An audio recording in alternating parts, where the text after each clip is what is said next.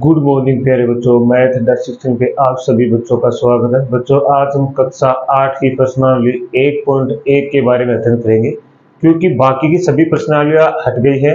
एक ही प्रश्नावली, सिर्फ केवल 1.1 की प्रश्नावली ही रखी गई है। तो उसको शुरू करने से पहले उसके बारे में हम बेसिक पढ़ेंगे, जैसे क्रम विनिमय नियम पढ़ेंगे, साक्षरता नियम और गुणात्मक प्रतिलोम नियम। इसको भी शुरू करने से पहले सभी बच्चों से निवेदन है कि मैथ अंडर 16 के चैनल को आप सभी को सब्सक्राइबर करना है, शेयर करना, लाइक करना है और कमेंट करना है। ठीक है बच्चों, और जो बेल आइकन का आपको निशान दिख रहा है उसको प्रेस करना, ताकि आने वाला नोटिफिकेशन सबसे पहले आप पा सके और क्लास का आनंद उठा सके। और सभी से ये निवेदन है कि बच्चों, आपसे गुरु दक्षिणा के रूप में सिर्फ सब्सक्राइबर और लाइक ही मांगा जा रहा है, ये नहीं है आपसे पैसे मांगे जा रहे। तो आपसे निवेदन है कि आप ज्यादा से ज्यादा लाइक करें और सब्सक्राइबर करें। तो चलो बच्चों, अब हम क्लास को शुरू करते हैं। तो हमारे सामने लिखा हुआ क्रम विनिमयता नियम। एक है साक्षरता नियम, ए है गुणात्मक प्रतिलोम नियम। जो क्रम विनिमयता नियम होता है उसको बच्चों हम लिख सकते हैं ए गुणा बी या बी गुणा ए। क्या लिख सकते हैं? ए गुणा बी या बी गुणा ए। इसका मतलब क्या हुआ? जैसे आप मानो किसी संख्या जैसे 2 गुणा 3 या 3 गुणा 2, या तो आप 2 गुणा 3 लिख सकते हो या 3 गुणा 2 लिख सकते हो, इससे कोई फर्क नहीं पड़ेगा। इसका मतलब 3 को 2 से गुणा करेंगे तो भी 6 आएगा, और 3 को इधर भी 2 से गुणा करेंगे तो भी कितना आएगा? 6। कैसे भी गुणा करो आएगा हमारा कितना? 6 आएगा। एक और होता है इसका, जैसे a प्लस बी, दूसरा होता है b प्लस ए। या तो a प्लस बी लिखो, या फिर आप क्या लिख सकते हो? b प्लस ए। ये भी क्रम विनिमयता नियम होता है, अर्थात जैसे 2 प्लस 3 लिख सकते हो या 3 प्लस 2। तो यहां से जोड़ेंगे तो भी 5 आएगा। इसका अर्थ हुआ कि आप a प्लस बी लिख सकते हो या b प्लस ए लिख सकते हो, या 2 प्लस 3 लिख सकते हो या 3 प्लस 2 लिख सकते हो। बात क्या दोनों में बराबर है, इधर भी 5 आएगा और इधर भी 5, दोनों साइड क्या आएंगी? बराबर आएंगी। तो ये हमारा क्या कहलाता है? क्रम विनिमयता नियम कहलाता है बच्चों। अब देखो साक्षरता नियम क्या कहलाता है? ए गुणा कोष्टक बी गुणा सी बराबर बी गुणा कोष्टक ए गुणा सी। इसका अर्थ समझो, जैसे ए का मान हमने क्या लिया है? 1, बी का मान 2, और यहां ले ले सी का मान 3। क्या ले लिया है? सी का मान 3। अपनी तरफ से मान लो कुछ भी, कोई फर्क नहीं। यहां रख के देखो, ए गुणा 2 गुणा 3 आप ऐसे लिख सकते हो, या फिर क्या लिख सकते हो? 2 गुणा ए गुणा 3। आप इसको या तो ऐसे लिख सकते हो या ऐसे लिख सकते हो। इनका मान हमेशा दोनों का ही क्या आएगा? बराबर। जैसे क्रम विनिमयता का नियम है, ऐसे इसका आएगा। मान लो दो क्रम विनिमयता साक्षरता नियम एक दूसरे के क्या है? बराबर से नियम है। बस फर्क क्या है कि इसमें 3 संख्याओं से गुणा होता है और उसमें 2 संख्याओं से। तो इसमें से देखो क्या होगा, इसको क्या लिख सकते हो? ए गुणा 2 गुणा 3, इसको कोष्टक से बाहर निकाला मैंने, इसको 2 गुणा ए गुणा 3। तो आप क्या लिख सकते हो? 2 को 3 से करेंगे 3 दूनी 6, और 6 को 1 से करेंगे तो 6 ही आएगा। देखो 3 को 1 से गुणा करेंगे 1, 3 को 1 से गुणा करेंगे 3 आएगा, 3 को 2 से करेंगे तो कितना आएगा? 6। आप कैसे भी गुणा कर लो आएगा कितना? 6 ही आएगा। आप 1 गुणा 2 गुणा 3 या 2 गुणा ए गुणा 3 तो आएगा कितना? 6। या फिर इसको लिख सकते हैं a प्लस बी प्लस सी, या फिर लिख सकते बी प्लस ए प्लस सी। ये भी इसी का नियम है, साक्षरता का ही। तो इसको क्या लिख सकते हैं? a का मान हमारे पास है 1 प्लस 2 प्लस 3, या फिर इसको क्या लिख सकते हो? 2 प्लस 1 प्लस 3। तो भी मान दोनों साइडों में क्या आएगा? बराबर ही आएगा। जैसे इसको कोष्टक से बाहर निकालो, 1 प्लस 2 प्लस 3, 2 प्लस 1 प्लस 3, 3 और 1 4, 4 और 2 कितना हो गया? 6, 3 और 1 3 और 2 5 और 1 कितना हो गया? 6। तो भी दोनों साइड क्या आती है बच्चों? बराबर ही आती है। तो इसका मतलब जो क्रम विनिमयता नियम बोलता है कि आप 3 पदों को कैसे भी गुणा करो, ए गुणा बी गुणा सी लिखो या बी गुणा सी गुणा ए लिखो, कोई फर्क नहीं पड़ेगा, उत्तर हमेशा क्या आएगा? समान ही आएगा। अब होता है गुणात्मक प्रतिलोम। गुणात्मक प्रतिलोम का दूसरा नाम है व्युत्क्रम बोलते हैं इसको बच्चों। क्या बोलते हैं? व्युत्क्रम। व्युत्क्रम का मतलब जैसे आपको लिखा है 1/2, ये इसका गुणात्मक प्रतिलोम लिखा है ना, तो इसका उल्टा लिखना है। इसको उल्टे से इसको गुणा करना है, जैसे 2/1। क्या करना है? 1/2 है, इसका गुणात्मक प्रतिलोम लिखोगे तो लिखोगे 2/1। ये हमारा गुणात्मक या व्युत्क्रम होता है। तो ये वाला देखो, जैसे आप मैंने a का मान ले लिया 1 और b का मान ले लिया कितना? 2, अपनी तरफ से ले लिया। अब a के स्थान में रख दो -1/2 गुणा -2/1। ठीक है। यदि इनको गुणा करते हैं, क्या करते हैं बच्चों? इसके व्युत्क्रम से, मतलब गुणात्मक प्रतिलोम होता है, एक दूसरे से गुणा करते हैं तो 2 से 2 कैंसिल, 1 से 1 कैंसिल, और माइनस माइनस प्लस कितना आ जाता है? 1। तो ये गुणात्मक प्रतिलोम क्या कहलाता है? गुणात्मक प्रतिलोम का मतलब है कि किसी संख्या के गुणात्मक प्रतिलोम को किसी संख्या से गुणा किया जाता है तो उसका मान हमेशा कितना होता है? 1 होता है। अगर किसी संख्या को उसके गुणात्मक प्रतिलोम से गुणा किया जाता है तो उसका मान हमेशा कितना होता है? 1। जैसे -1/b को उसके गुणात्मक प्रतिलोम -b/a से गुणा किया तो कितना आ गया? 1। ऐसे देखो -1/2 है, इसके गुणात्मक प्रतिलोम से -2/1 से गुणा किया तो कितना आ रहा है? 1। तो ये हमारे कुछ नियम थे जो हमने पढ़े हैं। अब आपको यहां तक अच्छे से समझ में आएगा, इसका स्क्रीनशॉट लीजिए, फिर हम इसके कुछ उदाहरण वो पढ़ेंगे। तो स्क्रीनशॉट लीजिए आप। तो चलो बच्चों आप देखिए उदाहरण क्या है। उदाहरण नंबर 1 प्रश्नावली 1.1 का हम उदाहरण नंबर 1 कर रहे हैं। तो ये वाला देखो, इसको कैसे हल करेंगे। तो यहाँ 3/7 है, इसको ऐसा कैसे लिखें? देखो ये प्लस है, ये माइनस है। प्लस माइनस आपको मैंने बताया था कि प्लस को गुणा करते हैं माइनस से तो क्या आता है? माइनस। प्लस को गुणा करते हैं प्लस से तो हमेशा प्लस आता है, और माइनस को गुणा करते हैं माइनस से तो हमेशा क्या आता है? प्लस आता है। तो ये प्लस है, कोष्टक के बाहर हमेशा बच्चों गुणा का निशान होता है। किसका निशान होता है? गुणा का। तो इसका मतलब ये हुआ कि प्लस को माइनस से गुणा करेंगे तो क्या आएगा? -6/11। ऐसे ये वाला प्लस माइनस है तो ये भी क्या आएगा? माइनस के 8/21 और ये प्लस के 5/22।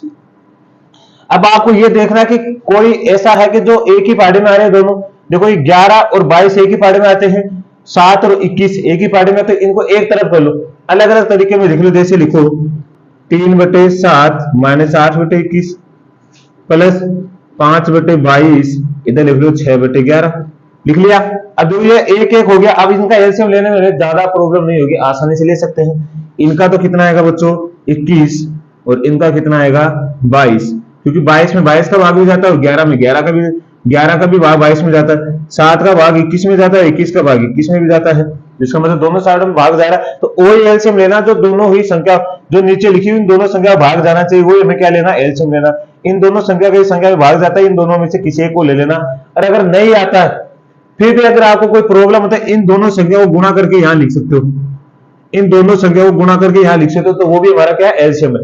इन दोनों संख्या को गुणा करके यहां लिख सकते हो, तो भी वो हमारा क्या? एलसीएम। अब देखो 7 का भाग अगर हमें लगाएंगे 21 में तो कितने में जाता है? 7 पे 21। 7 का भाग अगर 21 में लगाएंगे तो कितने में जाता है? 3 बार। अब 3 बार जाता है तो इसको क्या करेंगे? ऊपर वाली संख्या से गुणा करेंगे तो कितना हो जाएगा? 3 3 9, माइनस का 21 में 21 का भाग लगाएंगे तो 1 बार जाएगा, और 1 को 8 से गुणा करोगे तो 8 एकम 8। ऐसे इधर 22 का भाग 22 में लगाओगे तो 1 बार जाएगा, 1 को 5 से गुणा करोगे तो 5, माइनस 11 का भाग 22 में 2 लगाओ तो 11 दूनी 22, मतलब 2 बार गया, और 2 को 6 से गुणा करोगे तो 6 दूनी 12। तो यहां से क्या है बच्चों हमारे पास? 9 में से 8 गया, कितना बच गया? 1/21 प्लस, यहां देखो माइनस है 5 है, प्लस के 5 और माइनस के 12, तो कितना बच गया? माइनस के 7/22। अब ये वापस देखो फिर से, ठीक है, इसको क्या लिख सकते हो? 1/21 और ये वाला क्या हो गया? प्लस माइनस, तो -7/22। अब देखो इन दोनों में से कोई ऐसी संख्या नहीं है जो एक दूसरे के पहाड़े में आते, तो नहीं आते। तो आपको एलसीएम कभी भी लेना है तो जब नहीं आते तो इन दोनों को गुणा करके लिख दो, 21 × 22। ठीक है, ले ऐसे। अब इस 21 का भाग देखो, 21 × 22 में अगर 21 का भाग लगाएंगे तो 21 से तो क्या हो जाएगा बच्चों? 21 से 21 कैंसिल हो गया, कितना बचेगा? 22, और 22 को 1 से गुणा करोगे तो क्या आएगा? 22 माइनस। अब 22 का भाग लगाओ, 21 × 22, इस 22 में 22 का भाग लगाओ तो 22 से 22 कैंसिल हो गया, यहाँ क्या बच गया? 21, और 21 को 7 से गुणा करोगे तो 21 को 7 से गुणा करो, 7 एकम 7 और 7 दूनी 14, तो कितना आ गया? 147। कितना आ गया बच्चों? 147। तो अब देखो आगे क्या होगा फिर, यहां से क्या निकल के आ रहा है? 22 है प्लस के और माइनस के 21 है, तो माइनस के 147 में से 22 घटाओगे तो कितना होगा? 5 2 1, तो माइनस के कितने बच गए बच्चों? 125, माइनस के 125, और नीचे कितना है? अब 22 को 21 से गुणा कर लो, 21 को 22 से, तो 2 2 दूनी 4, 2 और 2 दूनी 4, कितना आ गया? 2, यहाँ क्या आ गया? 6 4, ये आ गया 462। तो बच्चों आपको ये अच्छे से समझ में आया क्या? देखो अब ये कटेगा नहीं, क्योंकि ऊपर वाला 5 से कटता है, नीचे वाला 2 से, तो ये एक सेम संख्या से कटेंगे तभी काटना, नहीं था नहीं काटना है, वही छोड़ देना। तो ये हमारे क्या है बच्चों? उत्तर है। तो आपको अच्छे से समझ में आएगा कि कैसे करना है। आपको बता दें, अगर एलसीएम नहीं लेना आता आपको कोई प्रॉब्लम नहीं है, इन दोनों संख्या को गुणा करके कहां लिखना है? या नीचे लिख दो। इन दोनों संख्या को गुणा करके यहां नीचे लिख दो। अगर एलसीएम नहीं लेना आता तो इन दोनों संख्या को गुणा करके यहाँ लिख दो, आसानी से बस एलसीएम हो जाएगा। इस संख्या को भाग लगाओगे तो ये वाली कट जाएगी, और इस संख्या को भाग लगाओ तो ये वाली कट जाएगी। ठीक है, तो आसानी से हो जाएगा। तो आप इसका भी स्क्रीनशॉट लेंगे। तो चलो बच्चों उदाहरण नंबर दो देखिए। देखो इसको क्या क्या करना है, ये तो एकदम आसान क्वेश्चन है। देखो ये दोनों तो प्लस की संख्या है, ये दोनों देखो माइनस की है, इसका मतलब प्लस तो प्लस है, और ये माइनस को माइनस को एक तरफ कर लो। तो देखो माइनस के 4/5 गुणा इस माइनस वाले को इधर ले आओ तो माइनस के 14 बटे कितना हो जाएगा, माइनस के 14/3, और प्लस वाले को इधर कर लो। ठीक है, अब देखो माइनस को माइनस से गुणा करते तो आपको क्या पता है प्लस होता है, तो क्या हो जाएगा, ये दोनों ही प्लस हो जाएंगे। तो 4/5 गुणा 14/3, बाकी ऐसा कैसे रहेगा। अब जो भी करता है उसे काट दो, जो भी करता है। तो ये देखो ये 5 के पाड़े से कट सकते हैं, तो इसको उधर भेजो। तो 14/3 गुणा 3/7 इधर भेजो, तो इसको 4 गुणा 5 4/5 गुणा 15/16। देखो कट रहा है, 3 से 3 कैंसिल हो गया, और 7 दूनी कितना हो गया 14, 4 चौक 16 और 5 दिए 15 हो गया। तो यहां तो क्या बचा, केवल 2/1, तो इधर कितना बच गया बच्चों 3/4। देखो ये तो बाकी तो कैंसिल हो गया, ये इधर तो 3/4 बचा, इधर 2/1 ही बचा है। तो देखो अब क्या करना, ऊपर वाली संख्या को ऊपर वाले से गुणा, नीचे वाले को नीचे वाले से। तो कितना आ जाएगा 2 गुणा 3/4। अब देखो ये 2 से भी कट रहा है, 2 1 2 और 2 दूनी 4, तो कितना आएगा हमारे पास 3/2। तो ये हमारा हल है। देखो यहाँ जो कट रहा है उसको, जितना भी कट रहा है उसको सारे को काट दो, और उसके बाद में क्या आएगा हमारा उत्तर ये। और अगर आपको यहाँ प्रॉब्लम हो रही तो दिक्कत हो रही तो आप ऐसे भी काट सकते हो, ऊपर वाली जितनी भी संख्या है सारे को गुणा कर लो, 14 गुणा 3 गुणा 4 गुणा 15। ठीक है, अब नीचे वाली जितनी भी संख्या है वो गुणा कर लो, 3 गुणा 7 गुणा 5 गुणा 16। अब काट लो, अब भी कट जाएगा, 3 से 3 कट गया। ठीक है, 5 3 15 हो गया। ठीक है, और 7 दूनी 14 हो गया, और 4 चौक 16 हो गया। तो ऊपर तो कितना बचा है देखो 2 गुणा 3, और नीचे कितना बचा 4। इसको काटोगे तो 2 दूनी 4, तो भी कितना आएगा 3/2। आपको इधर से अगर ये अच्छा लगता है तो ये वाला कर लो, ठीक है, और अगर ये सही लगता है तो ये वाला कर लो। दोनों ही के उत्तर क्या है 3/2। तो बच्चों आपको अच्छे से समझ में आएगा क्वेश्चन, तो इसका भी स्क्रीनशॉट लेंगे आप।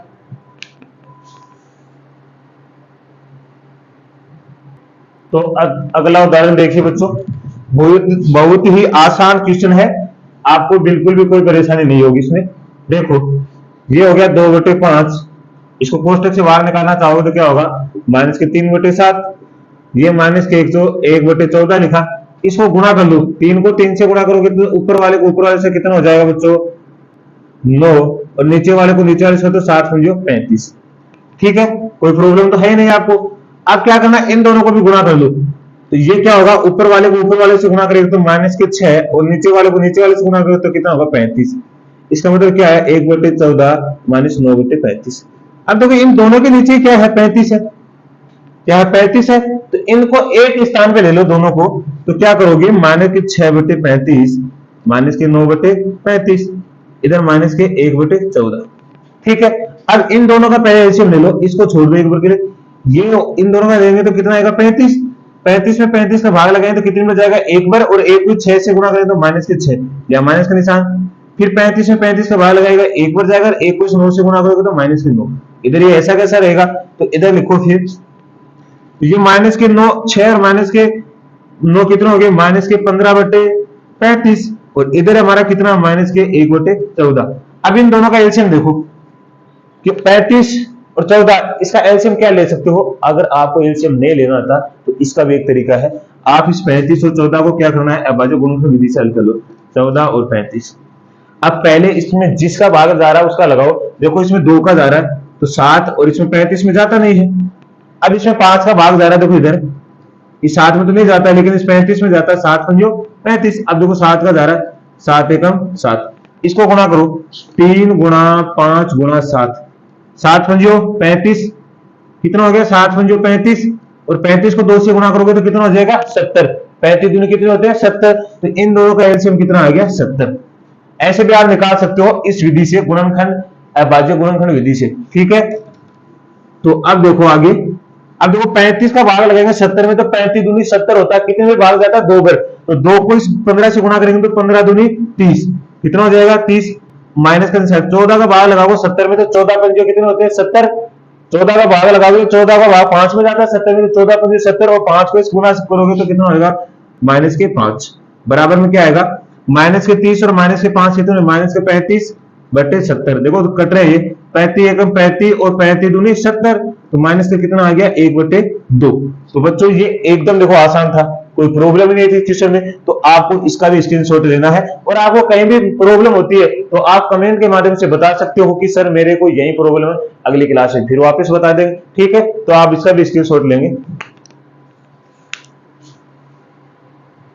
तो चलो बच्चों अब हम प्रश्नावली स्टार्ट करते हैं 1.1।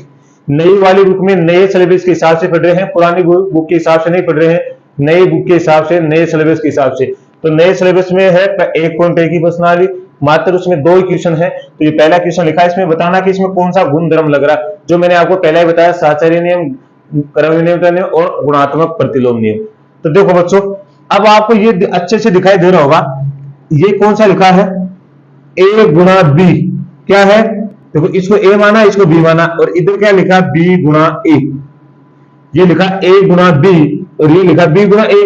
तो इसका में कौन सा नियम लग रहा है बच्चों, जब हम क्या लिखते हैं a गुणा b और b गुणा a लिखते हैं, बराबर में a को a गुणा b, उसका उल्टा होता है b गुणा a लिखते हैं, कौन सा नियम लगता है, आपको मैंने बताया था कि जब a गुणा b या b गुणा a लिखते हो तो हमेशा कौन सा नियम लगता है, क्रम विनिमयता नियम। कौन सा लगता है, क्रम विनिमयता, क्या लिखेंगे क्रम विनिमयता नियम या क्रम विनिमयता गुण, ठीक है, इसका तो इतना ही उत्तर देना है, आपको नियम बताना कि कौन सा नियम लग रहा है। अगला देखो क्वेश्चन, इसमें देखो माइनस के 13/17 गुणा माइनस के 2/7, माइनस के 2/7 गुणा माइनस के 13/17। अब वैसे तो इसमें क्रम विनिमयता नियम लग रहा है, लेकिन यदि देखो इसको मैं 1 से गुणा कर दूं, इधर भी 1 से और इधर भी 1 से, तो 1 से गुणा करने से तो कोई फर्क पड़ेगा नहीं, तो इसका मतलब अब देखो ये 3 संख्या वाला बन गया, इसका मतलब क्या हो गया a गुणा b गुणा c, इधर भी देखो क्या बन रहा है b गुणा a गुणा c, या क्या बना है, या ऐसे लिखेंगे c गुणा a। तो ये देखो ये कौन सा नियम होता है, a गुणा b गुणा c बराबर होता है b गुणा c गुणा a, कौन सा नियम होता है, मैंने आपको बताया था, तो कौन सा नियम है बच्चों, ये साहचर्यता नियम। कौन सा है, साहचर्यता नियम या गुण बोल सकते हैं, गुण क्या होता है, गुण। यूट्यूब पे कई ने ये बता रखा है सर बच्चों कि ये गुणात्मक प्रतिलोम है। देखो गुणात्मक प्रतिलोम में हमेशा क्या होता है कि दो संख्या को, अगर गुणात्मक प्रतिलोम एक संख्या को दूसरे की गुणात्मक प्रतिलोम से गुणा करते हैं तो हमेशा उसका मान 1 आना चाहिए, यदि 1 नहीं आ रहा तो वह गुणात्मक प्रतिलोम नहीं लग रहा, क्या लगेगा, वो अलग ही नियम लगेगा, जैसे क्रम विनिमयता, साहचर्यता नियम।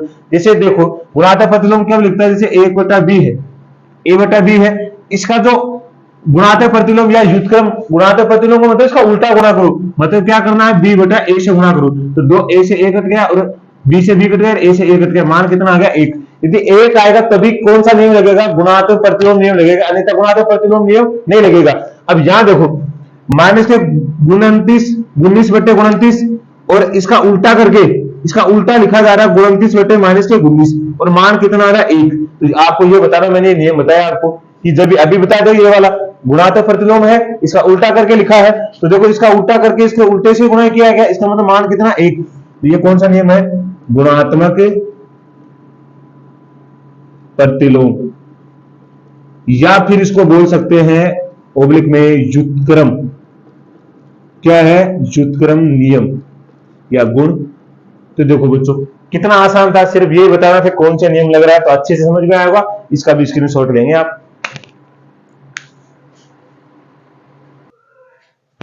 तो चलो बच्चों अगला क्वेश्चन देखिए, इसमें क्या है, बताइए कि कौन से गुणधर्म या गुण क्या बोलते हैं, गुण की सहायता से आप 1/3 गुणा कोष्टक 6 गुणा 4/3 को 1/3 गुणा 6 कोष्टक बंद 4 गुणा 3 के रूप को अभिकलन करते हैं।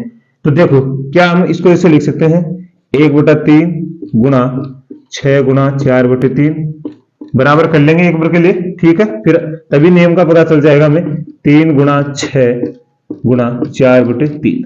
अब आपको अगर इसको ऐसे लिखते ही आपको समझ में आ गया होगा तो कौन सा नियम लग रहा है, इसको एक बार ए मान लो, इसको बी मान लो, इसको सी। ये वाला कौन सा हो गया ए, ये हो गया सी, और ये वाला हो गया बी। तो आपको अच्छे से दिखाई दे रहा होगा, तो ये ए गुणा बी गुणा सी लिखा जा रहा है, और इधर वाला ए गुणा सी गुणा बी लिखा जा रहा है। तो ये नियम कौन सा नियम होता है बच्चों, आपको मैंने बताया था, ए गुणा बी कोष्टक बी गुणा सी बराबर ए गुणा सी कोष्टक बंद गुणा बी। इस बी को इधर लिख दो या इधर लिख दो, कोई फर्क नहीं पड़ेगा। इसका मतलब ये कौन सा नियम लग रहा है, तो आपको याद होगा कौन सा है, साचर्यता गुणधर्म। कौन सा गुणधर्म है, साचर्यता गुणधर्म। बस इतना ही बताना था इसमें। तो बच्चों हमारे 1.1 की प्रश्नावली अब पूरी हो गई है। अब हम शुरू करेंगे 2.1 की प्रश्नावली, क्योंकि इसमें तो 2 क्वेश्चन है, तो 2 क्वेश्चन पे थोड़ी प्रश्नावली छोड़ देंगे। तो अब पढ़ेंगे हम एक चर वाले रैखिक समीकरण। तो एक बार इसका आप स्क्रीनशॉट लीजिए, फिर शुरू करते हैं।